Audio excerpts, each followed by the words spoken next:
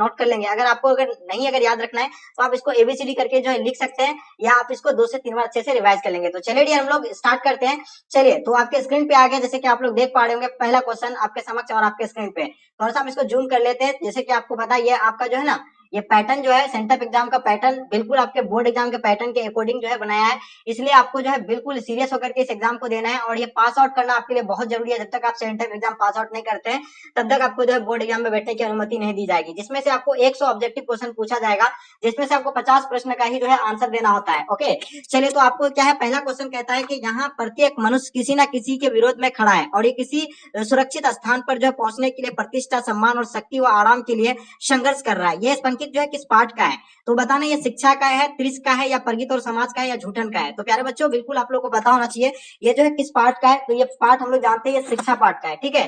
तो इसका जो आंसर होगा आप लोग का शिक्षा पाठ, जो भी बच्चे बता रहे हैं ना, आप लोग का आंसर बिल्कुल परफेक्ट हो जाएंगे। चलिए दूसरा क्वेश्चन आपके स्क्रीन पे, अरेबा परेबा उदय प्रकाश की कैसी कृति है। तो फटाफट बताइए उदय प्रकाश के बारे में बताना है। तो निबंध होगा या आपका यानी कविता होगा, कहानी होगा, उपन्यास होगा। चलिए तो हम लोग जानते हैं ये जो होगा आपका यानी क्या होगा, कहानी। बिल्कुल इसका आंसर आप लोग का परफेक्ट आ रहा है। जो भी बच्चे आप लोग कहानी बता रहे हैं बिल्कुल सही आ रहा है, ठीक है। चलिए क्वेश्चन नंबर तीसरा देखेंगे। ये देखिए आप लोग अगर रेगुलर क्लास करते होंगे तो आपको पता होगा कि इन सभी क्वेश्चन को हम लोग जो है रेगुलर क्लास में सॉल्व करते हैं, ठीक है। तो आप अगर चाहते हैं बोर्ड एग्जाम की पूरी तरह से संपूर्ण तैयारी हो तो आप इस चैनल को पहले से सब्सक्राइब कर लीजिए, ठीक है, और बेल आइकन को ऑन कर देंगे। ओके देखिए उसने कहा था शीर्षक कहानी में किस शहर का चित्रण किया गया है। तो प्यारे बच्चों आपको बताना है, इसका फटाफट बताइए किसका कौन सा जो है शहर का चित्रण किया गया है, जल्दी बताइए।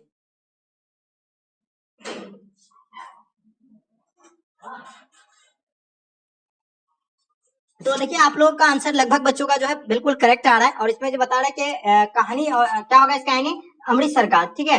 तो देखिए जितने सारे बच्चे आप लोग अमृतसर बता रहे हैं ना, बिल्कुल इसका आंसर आप लोग का अमृतसर जो है ऑप्शन सी परफेक्ट आंसर हो जाएंगे, ठीक है। चलिए चलिए देखिए आप देखिए 4 नंबर क्वेश्चन आपके स्क्रीन पे। चौथा नंबर क्वेश्चन कहलाता है कि काट का सपना के रचयिता कौन है, बताइएगा। काट के रचयिता के सपना आपको बताना है। तो यह गजानन माधव मुक्तबोध होगा, ज्ञानंदपति होगा, रघुवीर शाह या नामोर्सिन होगा। तो प्यारे बच्चों बिल्कुल आप लोगों को पता होना चाहिए काट का सपना के रचयिता जो है ये कौन है। बिल्कुल देखिए आप लोग सभी बच्चों का जो है आंसर क्या हो जाएगा, गजानन माधव मुक्तबोध। इसका आंसर आप लोग का ए प्यारे बच्चों राइट आंसर हो जाएंगे। ओके चलिए क्वेश्चन नंबर 5 देखेंगे आपके स्क्रीन पे। जयप्रकाश नारायण का पुकार नाम क्या था, यानी जयप्रकाश नारायण का जो है पुकारते थे लोग किस नाम से पुकारते थे, ठीक है। तो ये सभी बच्चों को पता है। उसका बचपन का नाम जो था यानी बाउल था। बाउल बचपन में जो है उसको बाउल नाम से पुकारते थे, ठीक है। ये तो ऑलरेडी हम लोग जो है क्लास में कर रहे हैं, एकदम गर्दा उड़ाना आप लोगों को एक एक क्वेश्चन को, ठीक है। चलिए क्वेश्चन नंबर 6 देखेंगे आपके स्क्रीन पे। जैसे कि देख पा रहे होंगे 6 नंबर क्वेश्चन क्या कहलाता है, ठीक है जी।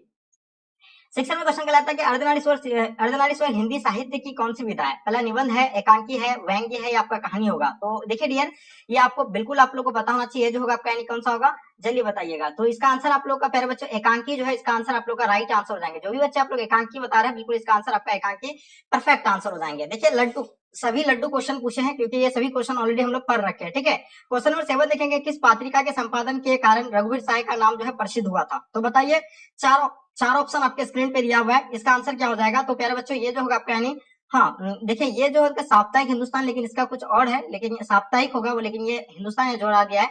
तो चलिए हम लोग इसका जो है डी इसका आंसर हो जाएगा, ठीक है। चलिए आगे देखिए क्वेश्चन नंबर आपके स्क्रीन पे 8 नंबर क्वेश्चन, ठीक है। चलिए 8 नंबर क्वेश्चन कहलाता है कि मतलब किस कवि ने लिखा है कि खेत रहने वाले की सूची जो अप्रकाशित है।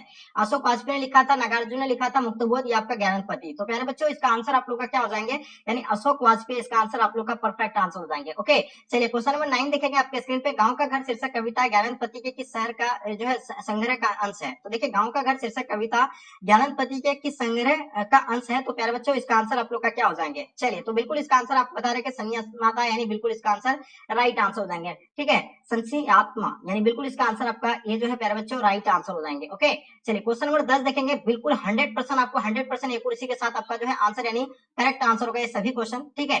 चलिए राष्ट्रीय गीत में भला कौन वह भारत भाग्य विधाता है, ये पंकित शीर्षक किस कविता का है। तो पुत्र वियोग का है, हारजीत का है, अधीर का, या आपका जनजन का चेहरा है। तो बिल्कुल आपको पता होना चाहिए ये जो है किसका है, यानी बिल्कुल इसका आंसर आपका परफेक्ट आंसर होगा ये जो आपका यानी अधिनायक का है, और इसका आंसर आप लोग का प्यारे बच्चों सी राइट आंसर हो जाएंगे। क्वेश्चन नंबर 11 देखेंगे। जयप्रकाश नारायण की पत्नी का क्या नाम था, बताइएगा। देखिए जयप्रकाश नारायण की पत्नी के बारे में आपसे पूछा गया है। तो हम लोग जानते हैं इसको जो जेपी के नाम से ही पुकारते थे जयप्रकाश नारायण को, और इसका पत्नी के नाम जो थे यानी प्रभावती देवी थे, ठीक है।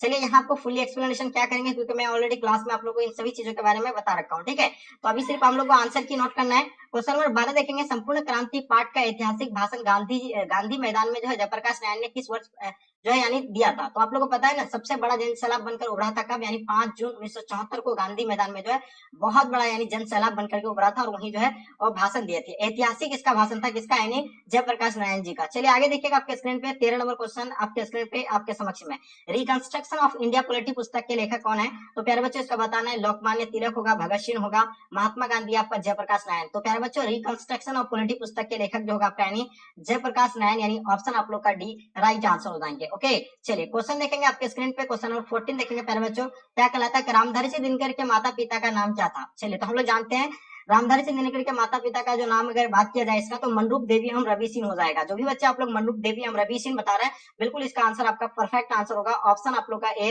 राइट आंसर हो जाएंगे। क्वेश्चन नंबर 15 देखेंगे, रोज शीर्षक कहानी के नायिका कौन है? देखिए मैंने आपको क्लास में रोज ये सारे क्वेश्चन जो आप लोग को यानी करा रहे थे, ठीक है, तो आपको पता होगा रोज के लेखक कौन है, हम लोग जानते हैं अजय जी है, और इसमें जो है मुख्य पात्रा की अगर बात किया जाए तो मालती थे, ठीक है।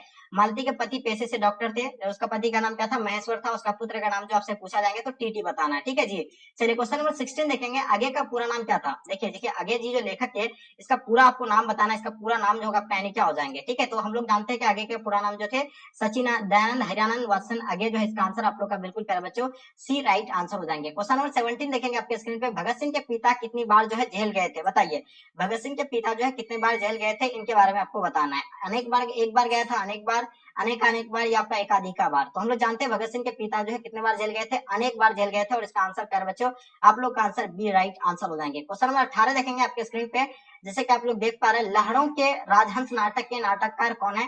तो प्यारे बच्चों बताइएगा इसका आंसर आप लोग का क्या हो जाएंगे, ठीक है। तो इसका आंसर आपका मोहन डाकेश जो है प्यारे बच्चों राइट आंसर हो जाएंगे। ओके, चलिए क्वेश्चन नंबर आपके स्क्रीन पे 19 नंबर क्वेश्चन, सिपाही की मां शीर्षक पाठ हिंदी साहित्य की कौन सी विधा है? तो बताइएगा एक निबंध है, एकांकी है, जीवनी है, अपने उपन्यास है।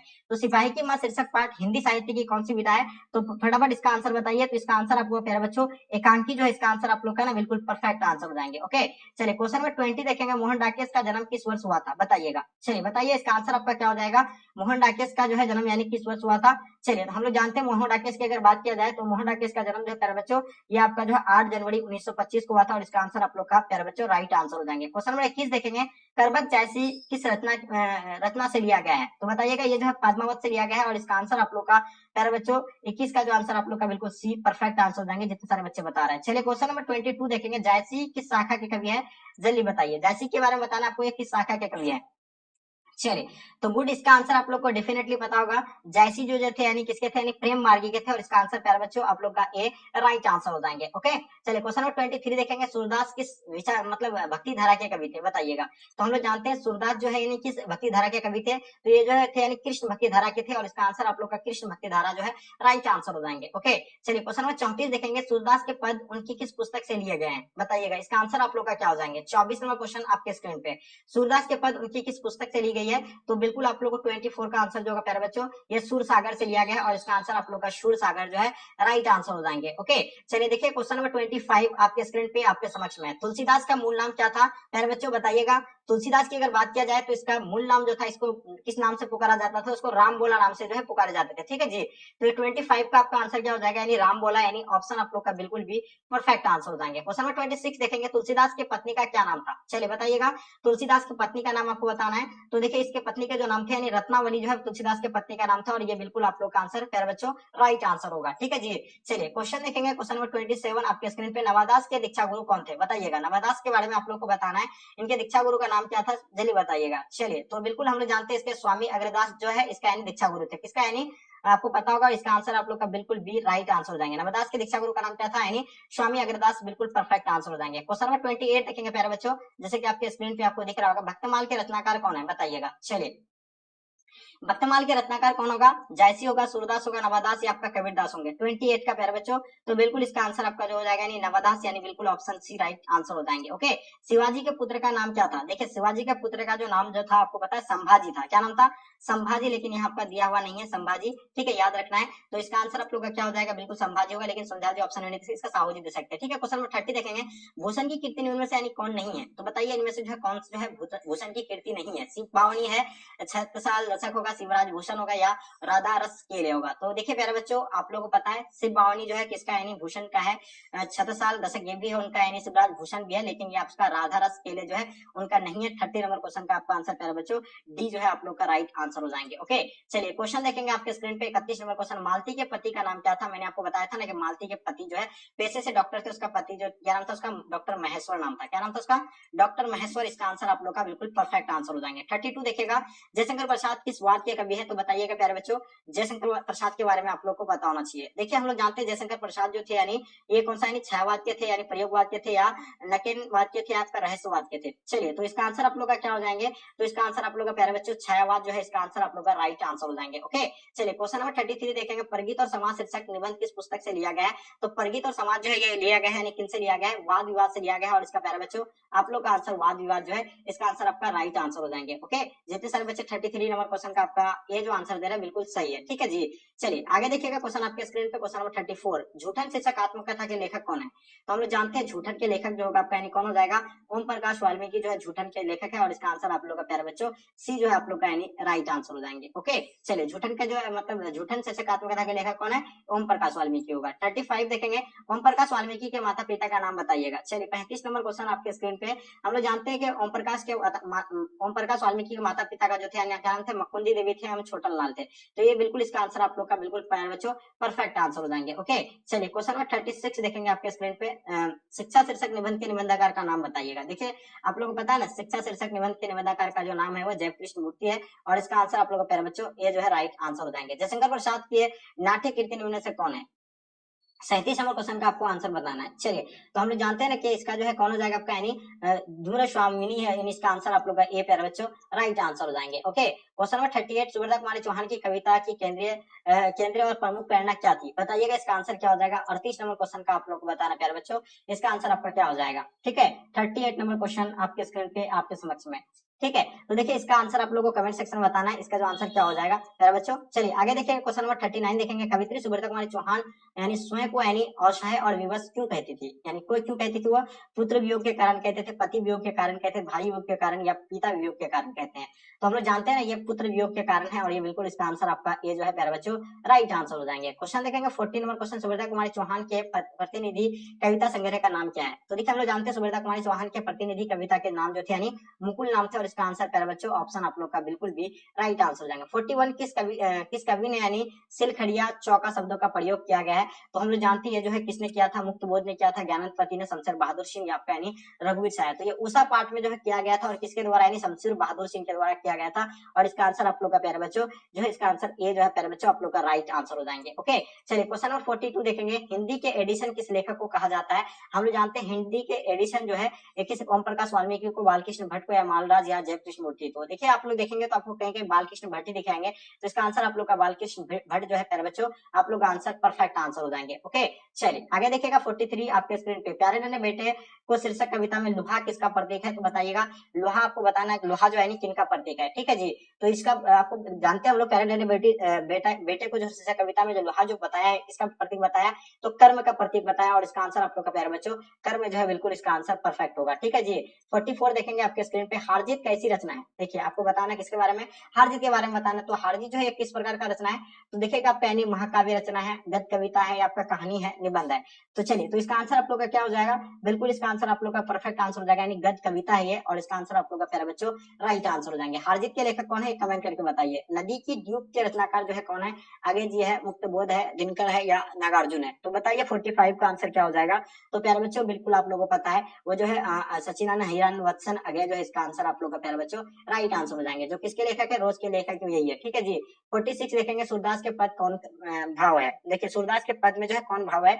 हास्य भाव है, या श्रृंगार भाव है, वात्सन भाव, या शौक भाव? तो देखिए ये जो सूरदास के पद में की अगर बात किया जाए ना तो उसमें श्रृंगार भाव भी है और कौन सा यानी वात्सन भाव भी है। तो आप लोग बी आंसर भी दे सकते हैं और इसका आंसर सी भी दे सकते हैं। ठीक है जी, क्योंकि दोनों जो है इसमें पाया जाता है लेकिन यहाँ अलग अलग दे दिया है।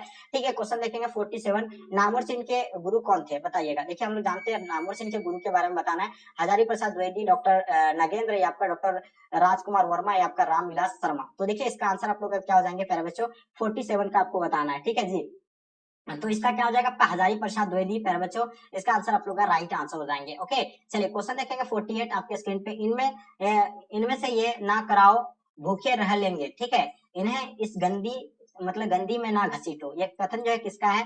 भाभी का है, बहन का है, भाई का या माँ का? तो ये कथन जो है कौन कहता है? नहीं, माँ कहता है। ठीक है जी, तो ये बिल्कुल इसका आंसर आपका माँ जो है राइट आंसर हो जाएंगे। ओके, चलिए तो देखिए आप लोग इसका आंसर की को नोट करते चलिए। ठीक है, ये ओरिजिनल पेपर जो आप लोगों को हम करा रहे हैं, ओरिजिनल पेपर है आपका। बस आपको कुछ नहीं करना है, 1 से लेकर 50 तक आंसर की आपको नोट करके लेके चले आना है और वही आपको हूबहू जो है छाप देना है। क्योंकि देखिए इसमें आपको 100 क्वेश्चन पूछा है और 100 में से आपको 50 ही प्रश्न का आंसर देना है, तो आप लोग 50 क्वेश्चन तक ही इसका आंसर की नोट कर लीजिए। तो क्रिच कहानी किस नाम से जाना जाता है? तो जानते हैं ना हम लोग, क्रिच जो है कहानी किस नाम से जाना जाता है? फैंटेसी नाम से जाना जाता है, नई कहानी के नाम से जाने जाते हैं जादुई यथार्थ। तो ये जो है आपको जादुई यथार्थ ही देखेंगे। ठीक है, चलिए आगे देखेगा। प्यारे बेटिया से पूछूंगा बतलाओ आसपास कहाँ का लोहा है, ये पंकित जो है किस शीर्षक कविता से है? तो बताइएगा इसका आंसर आप लोग का क्या हो जाएंगे। ठीक है, तो ये बिल्कुल अगर इसका आंसर की बात किया जाए प्यारे बच्चों 50 नंबर क्वेश्चन का, तो इसका आंसर आपका क्या हो जाएगा? प्यारे नन्हे बेटे को। इसका आंसर आप लोग का बिल्कुल प्यारे बच्चों राइट आंसर हो जाएंगे। जितने सारे बच्चे आप लोग प्यारे नन्हे बेटे को बताएं बिल्कुल सही है। क्वेश्चन नंबर 51 देखेंगे। देखिए आपको अगर नहीं देखना है तो आगे नहीं भी देख सकते, कोई दिक्कत नहीं, लेकिन आपको यहाँ 50 तक ही आपको इसका आंसर की आप लोग नोट कर लेंगे। ठीक है, क्योंकि आपको तो 50 ही पूछना है और तो बाहर आएगा ही नहीं, सेम टू सेम हूबहू आपका यही पेपर, आपको कहीं भी और दूसरा पेपर दिखेंगे ही नहीं। ठीक है, तो इसको बिल्कुल आप लोग अच्छे से नोट कर लीजिए और 50 तक नोट कर लीजिएगा। और आगे हम लोग आपको थोड़ा सॉल्व करके दिखा देते हैं। पंचायती राज में क्या खो गया है? तो हम लोग जानते हैं पंच परमेश्वर खो गया है, तो इसका आंसर आप लोग का पंच परमेश्वर जो है राइट आंसर हो जाएंगे। ठीक है, इसमें से आपको जो आसान लगे, मोपासा किस देश के रहने वाले थे? जापान के थे, जर्मनी या फ्रांस या ब्रिटेन के थे?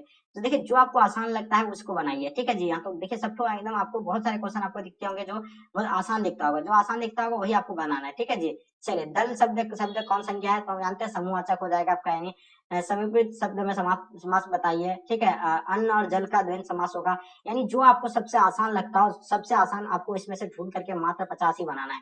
ऐसा नहीं कि आपको सीरियल बनाना है, मैंने तो आपको सीरियल से ही करा दिया, तो और आप लोग इधर क्या ही देख करके क्या ही आपको बेनिफिट मिलने वाला है इसमें से, क्योंकि यही तो आप लोग का जो मैंने कराया वही आपका। ठीक है जी, देखिए ये सब इतना आसान सब कुछ है। जीव का विशेषण क्या होता है?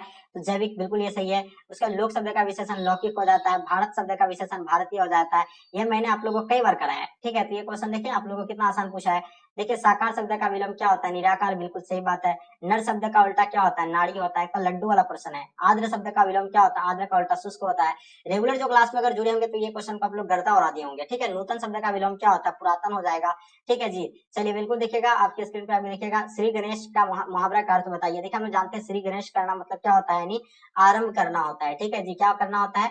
आरंभ करना होता है, और इसका आरंभ करना हो जाएगा। ठीक है, सब धन भाई 22 पसेरी, मुहावरा का अर्थ बताइए। अच्छा खराब मतलब सबको एक समान समझना, यानी बिल्कुल सब धन 22 मतलब क्या है? 22 पसेरी। ठीक है, मुहावरा ये है, इसका मतलब होता है कि अच्छा खराब सबको एक समान समझना। ठीक है, तो ये बिल्कुल इसका हो जाएगा। ये कितना इजी सब पूछा है। सिर ऊंचा होना, मुहावरे का अर्थ बताइए। सम्मान में वृद्धि होना, तो बिल्कुल सही बात है, ये लड्डू वाला प्रश्न है।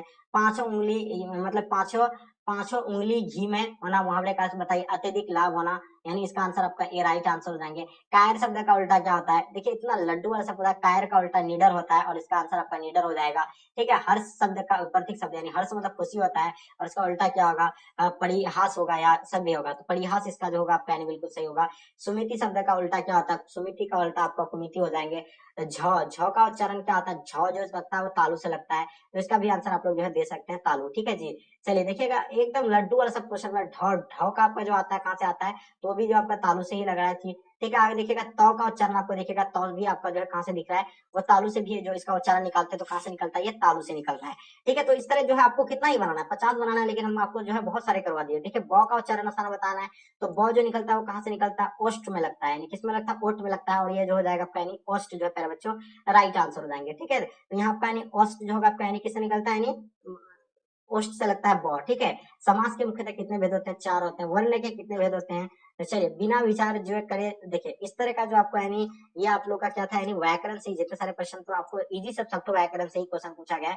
तो प्यारे बच्चों मैंने आपको बताया ना कि इसमें से आपको 1 से लेकर 50 तक आपको आंसर की को नोट कर लेना, और ये जाकर के आपको परीक्षा में सेम टू सेम वो आपका यही पेपर है, और जाकर के आपको छाप देना है। तो देखिए डियर, मैं आपके लिए इतना मेहनत किया हूं, तो आपसे मेरा रिक्वेस्ट रहेगा कि आप लोग ज्यादा से ज्यादा अपने फ्रेंड के ग्रुप वगैरह जहाँ भी है हर जगह आप लोग शेयर करेंगे। और प्यारे बच्चों, जो बच्चे नए हैं, आप लोग सभी सब्जेक्ट का अगर चाहते हैं रोज और तैयारी करना चाहते हैं 2024 का एग्जाम का, तो आप इस चैनल को सब्सक्राइब करके बेल आइकन को ऑन कर लीजिएगा, ताकि आपको नोटिफिकेशन जो है सबसे पहले पहुंच जाएंगे।